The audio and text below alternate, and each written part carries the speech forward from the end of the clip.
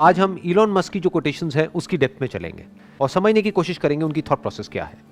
तो जो सबसे पहला कोट है वो है, the first step is to establish that something is possible, then probability will occur. मतलब लाइफ में कुछ भी करने का जो सबसे पहला स्टेप है वो है कि पहले हमको अपने माइंड में इस बात को एस्टैब्लिश करना होगा, यानी कि अपने माइंड में इस बात को एक्सेप्ट करना होगा कि जो हम करने वाले हैं वो पॉसिबल है। अगर पहले ही हमको डाउट है कि वो पॉसिबल भी है या नहीं है, तो उसके बाद हम कुछ भी कर लें उसका कोई फायदा नहीं है, वहां पे रिजल्ट नेगेटिव ही आएगा, यानी रिजल्ट सही आ ही नहीं सकता। फॉर एग्जाम्पल, आप एक ऐसे बैकग्राउंड से हो जहां पर ज्यादा कुछ किसी ने अचीव नहीं किया है, या एक ऐसे बैकग्राउंड से हो जहां पर के जो आपके जो दोनों पेरेंट्स हैं उन्होंने सिर्फ जॉब करी है, कभी बिजनेस नहीं किया है। तो जैसे ही आप अपने बेस पर कोई बिजनेस करने के बारे में सोचोगे भी तो सब डरने लग जाएंगे। सब आकर के आपको क्या कहेंगे कि नहीं नहीं बहुत मुश्किल है, नहीं हो सकता, नहीं हो सकता, नहीं हो सकता, पॉसिबल ही नहीं है। तो वो कह रहे हैं पॉसिबल नहीं है, वो प्रॉब्लम नहीं है। पहले आपके खुद के माइंड में आना चाहिए कि ये पॉसिबल है, तब अगर आप बिजनेस करो तो वो बिजनेस करने का कोई फायदा है। अगर आपके खुद के भी माइंड में डाउट है कि पता नहीं ये हो भी पाएगा या नहीं हो पाएगा, तो फिर आपके फेलियर के चांसेस बहुत ज्यादा है। वंस यू अंडरस्टैंड कि ठीक है अभी तक किसी ने नहीं किया है, अभी तक नहीं हुआ है, पास्ट में नहीं हुआ है, लेकिन इसका मतलब ये नहीं है कि फ्यूचर में भी नहीं हो सकता है। मुश्किल हो सकता है लेकिन पॉसिबल तो है। हो सकता है बहुत ही मुश्किल हो वो करना, क्योंकि जो बंदा जो बिजनेस बैकग्राउंड से है उसको तो पूरा पीछे से सपोर्ट मिलने वाला है, उनके पास में नॉलेज भी है, एक्सपीरियंस भी है, पैसा भी है। इस बंदे के पास में ना तो नॉलेज है, ना एक्सपीरियंस है, ना पैसा है, ना सपोर्ट है घर वालों का। तो इसका मतलब क्या है कि इसको मुश्किलें उससे 1000 गुना ज्यादा आने वाली है। लेकिन अगर वो एक्चुअल में करना चाहता है तो पहले उसके माइंड में ये थॉट प्लांट होना बहुत जरूरी है कि पॉसिबल है। Then there is a probability कि हो सकता है वो सक्सेसफुल हो जाए। बिल्कुल इस तरीके से है कि अगर हम अपने घर से ये सोच करके निकलेंगे कि कहीं मेरा एक्सीडेंट ना हो जाए, एक्सीडेंट ना हो जाए, एक्सीडेंट ना हो जाए, पता नहीं मैं वहां पहुंच भी पाऊंगा या नहीं, तो पक्का उसका एक्सीडेंट होगा, क्योंकि वो बहुत डरा हुआ है। तो डर करके चलाएगा तो काम काम करके चलाएगा, तो नहीं भी एक्सीडेंट होना होगा तो हो जाएगा। तो वो 1 से लाख वहां पे नहीं पहुंच सकता। बट उसके माइंड में अगर ये क्लियर है कि नहीं नहीं कोई बहुत बड़ी बात नहीं है, वहां मैं पहुंच सकता हूं। हाँ, हो सकता है रास्ते में बहुत प्रॉब्लम्स आएंगी, ट्रैफिक जैम होगा, ये होगा, वो होगा, हो सकता है मेरे से जल्दी कुछ लोग पहुंच जाए, मैं थोड़ा लेट पहुंच जाऊं, लेकिन मैं पहुंच सकता हूं। वंस दैट इज क्लियर, अब अगर वो ड्राइव करे तो उसमें एटलीस्ट एक कॉन्फिडेंस होगा, और कोई प्रॉब्लम आई तो और अच्छे से कॉन्फिडेंस से उसको फेस कर पाएगा। तो जब भी आपको कुछ ऐसा करना है जो पास्ट में नहीं हुआ है, दैट कुड बी एनीथिंग, छोटे से छोटा, बड़े से बड़ा, तो सबसे पहले माइंड में इसको एक्सेप्ट करना पड़ेगा कि it is possible. Then probability will occur. अब इसका क्या मतलब है? मतलब अगर आपने अपने माइंड में एस्टैब्लिश कर भी लिया है कि ये पॉसिबल है, क्या इसका मतलब ये है कि आपको उसमें सक्सेस मिलनी ही मिलनी है? नहीं। चाहे कोई भी काम हो, छोटे से छोटा या बड़े से बड़ा, वहां पर प्रोबेबिलिटी काम करती है। We can't be 100% sure under any circumstances in anything. एक प्रोबेबिलिटी ऑफ फेलियर हमेशा रहता ही रहता है। मान लो कोई मशीनरी है, उसको ऑपरेट करने का एक तरीका है, उसकी एक मैनुअल है, और उसको उसी तरीके से ऑपरेट कर रहे हो जैसा कि बताया हुआ है, तब जो आपकी सक्सेस की प्रोबेबिलिटी है that could be 99.99%। It can't be 100%, क्योंकि हो सकता है मशीन बंद पड़ जाए किसी और रीजन से। बट वो प्रोबेबिलिटी भी तभी काम करती है जब आपके माइंड में एस्टैब्लिश हो चुका हो कि इट इज पॉसिबल, मैं इस मशीन को ऑपरेट कर सकता हूं। जैसे इसका सबसे अच्छा एग्जाम्पल इंडिया में हम अपने घरों में देखेंगे। जैसे कोई भी ऐसा गैजेट होता है जो थोड़ा सा भी कॉम्प्लिकेटेड होता है, कोई नया स्मार्टफोन आया है या कोई नए फीचर्स आए हैं, तो जो एक पर्टिकुलर एज पे लोग हैं, 50 साल, 60 साल, 70 साल, वो कैसे घबरा जाते हैं उसको देख करके। और जो छोटे बच्चे होते हैं वो कितनी जल्दी सीख लेते हैं।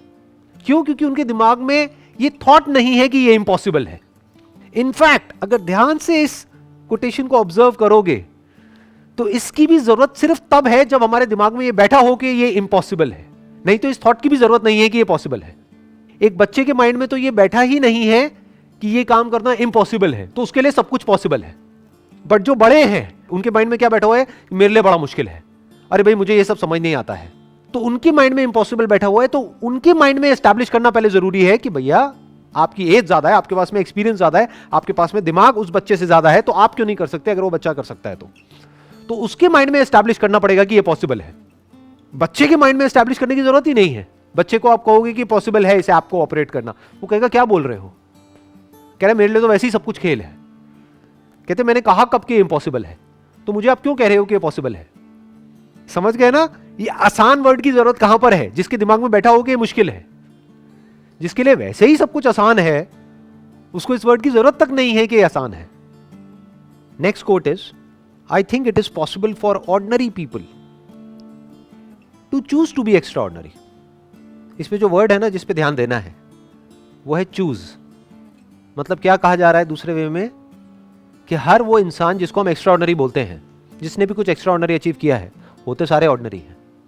उनकी क्या 4 आंखें होती हैं, 4 कान होते हैं, 8 हाथ होते हैं, 10 पैर होते हैं, दिखने में और हर तरीके से वो बिल्कुल एक नॉर्मल इंसान के जैसे होते हैं, बिल्कुल ऑर्डिनरी होते हैं. फर्क क्या है ऑर्डिनरी और एक्स्ट्रा ऑर्डिनरी में? चॉइस का फर्क है. To achieve something extraordinary in life is not a matter of luck, is not a matter of some extraordinary inherent or inborn quality.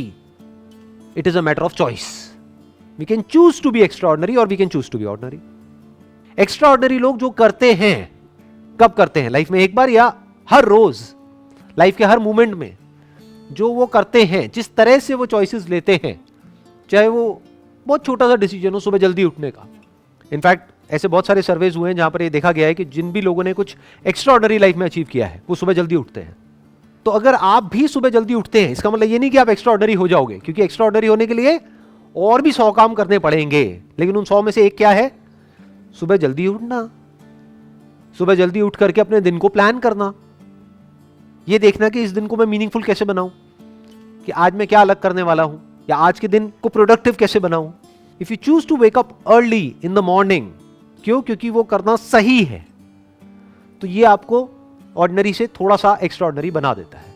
और थोड़ा थोड़ा करके बंदा ज्यादा एक्स्ट्रा ऑर्डिनरी होता चला जाता है. 90% से ज्यादा लोग क्या करते हैं, वो वेट करते हैं एक ऐसे मोमेंट का जब अंदर से एक फीलिंग आए एक काम को करने की, तब मैं वो काम को करूंगा. और मजे की बात क्या है, वो फीलिंग कभी नहीं आती. सही काम करने की फीलिंग कब आती है? कभी आती है.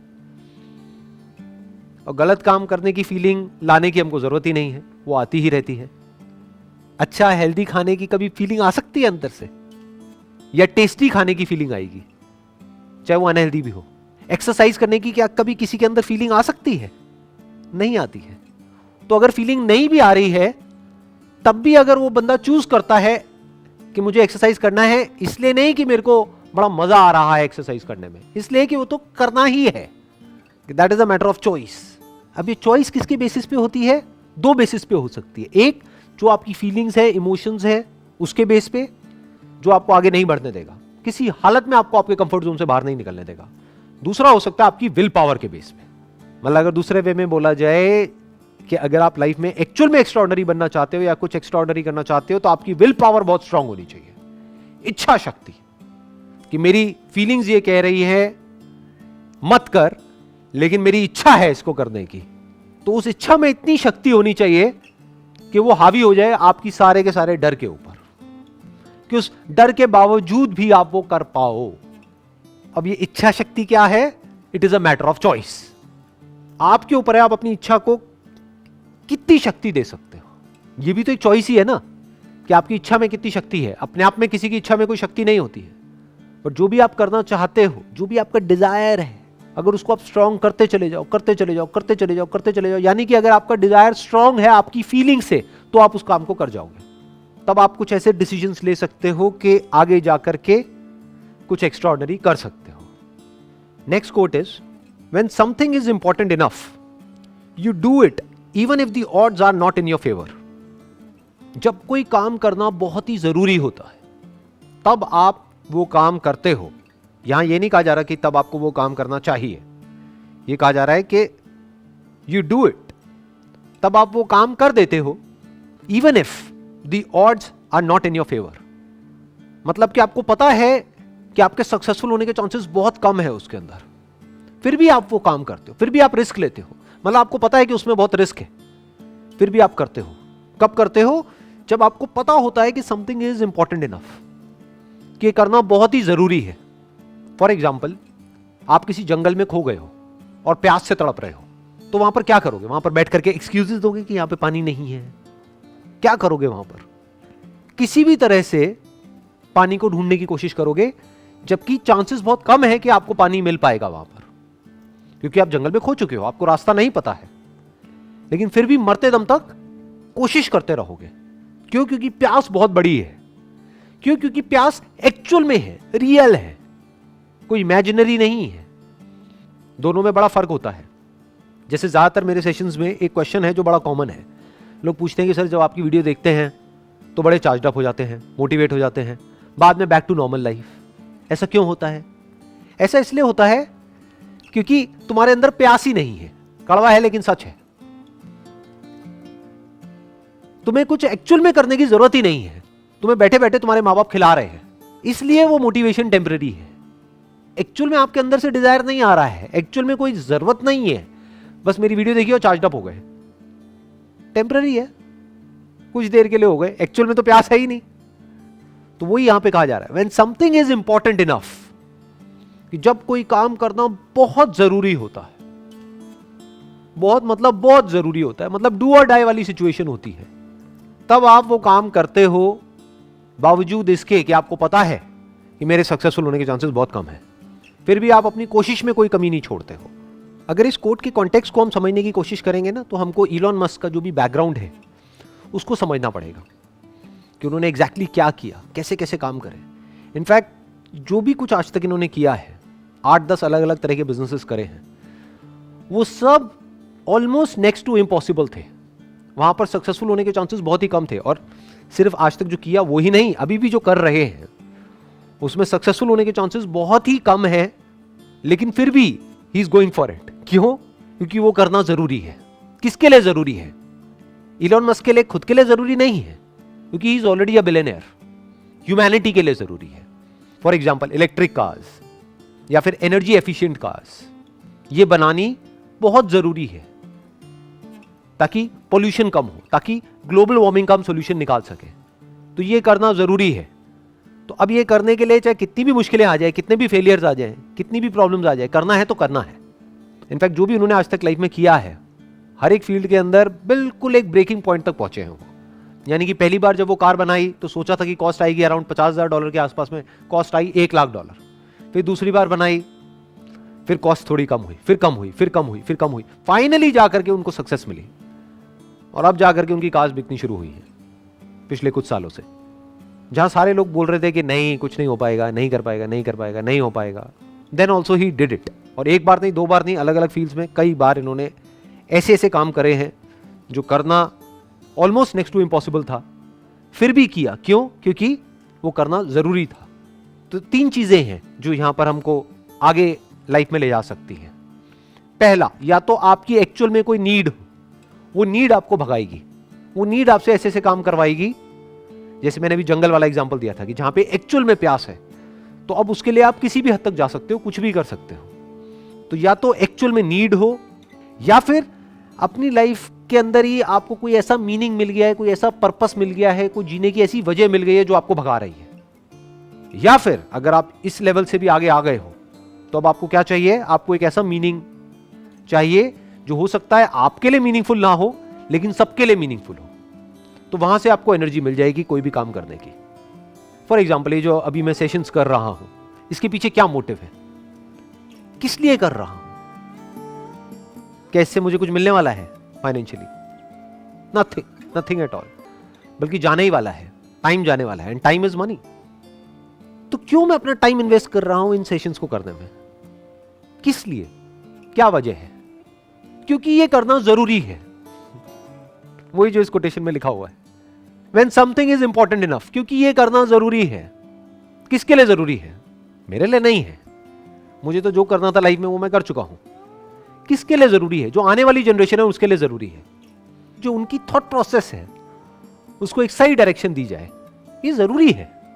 हो सकता है मैं इसमें सक्सेसफुल नहीं हो पाऊंगा, क्योंकि चारों तरफ नेगेटिविटी बहुत ही ज्यादा है, लेकिन फिर भी क्योंकि ये करना जरूरी है तो इसको करना है तो करना ही है। As simple as that. जब कोई काम करना बहुत जरूरी होता है तो ये नहीं सोचा जाता है कि मेरे करने से क्या होगा, करना है तो करना है। ये थॉट वहां पर चल रहा होता है, यहां से एनर्जी मिलती है, फिर वो एनर्जी पूरे फ्लो के साथ में बाहर आती है। और जब इतनी ज्यादा एनर्जी के साथ में हम कोई भी काम करते हैं तो उसमें सक्सेस मिलती ही मिलती है, फिर वो काम एक अलग लेवल पे चला जाता है।